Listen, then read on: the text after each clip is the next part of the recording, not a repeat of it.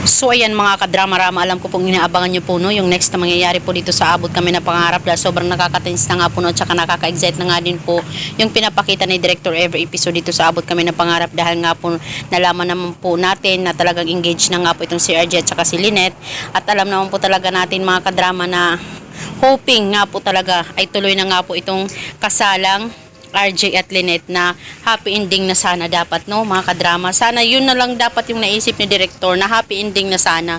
Pero alam naman po talaga natin mga kadrama na bago po mangyari yung lahat ng ito, na magpakasal itong si Lynette o matuloy yung kanilang kasalan, ay mayroon muna talagang mga senaryo na mangyayari po talaga dito sa Abot Kami na Pangarap. Like itong si Moira, gagawa sila ng paraan ni Doc Carlos para masira talaga yung kanilang kasal.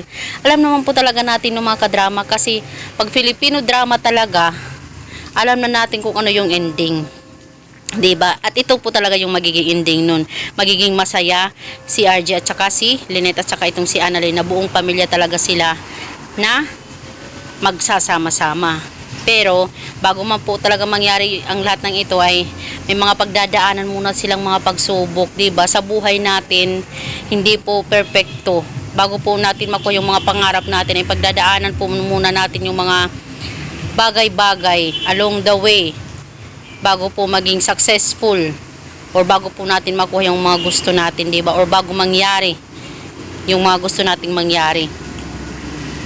So mga kadrama, sana nga po talaga ay excited na din po ang lahat sa mangyayaring senaryo dito sa Abot Kami na Pangarap, dahil ako ay excited na din po talaga sa mangyayari dito kay RJ at Lynette. Alam kong marami din yung pinagdaanan nila, at ngayon may pagdadaanan pa sila, dahil may pinaplano nga po itong si Carlos at saka itong si Moira. Sana nga po mga kadrama no, pinagpipray lang talaga natin na malagpasan nila RJ at saka nila Lynette yung mga pagsubok na darating sa kanila, di ba? Ito yung mga bagyo or mga lindol sa buhay nila na darating bago man sila maging masaya ng tuluyan. Sino ba dito yung pabor? 'Di ba? So mga kadrama, alam ko na lahat tayo inaabangan yung senaryo na ito, na kasalang Lynette at saka si RJ. Masayang masaya din po talaga ako sa mga susunod na mga pangyayari. Sana mga kadrama, yun lang. Maraming salamat again sa palagi niyong panunood. Abang-abangan na lang po natin mga kadrama yung next na mangyayari po dito sa Abot Kami na Pangarap. Gusto ko lang din talaga magpasalamat sa inyo sa lahat ng tulong nyo, sa palagi niyong panunood ng aking mga video na ina-upload. And hindi nyo ako iniwan sa ere.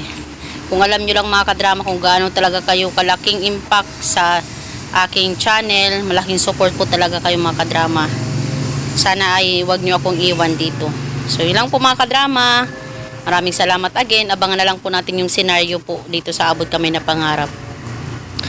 Yun lang po. Bye bye mga kadrama, mga kaabot kamay. Bye abangers. Yeah.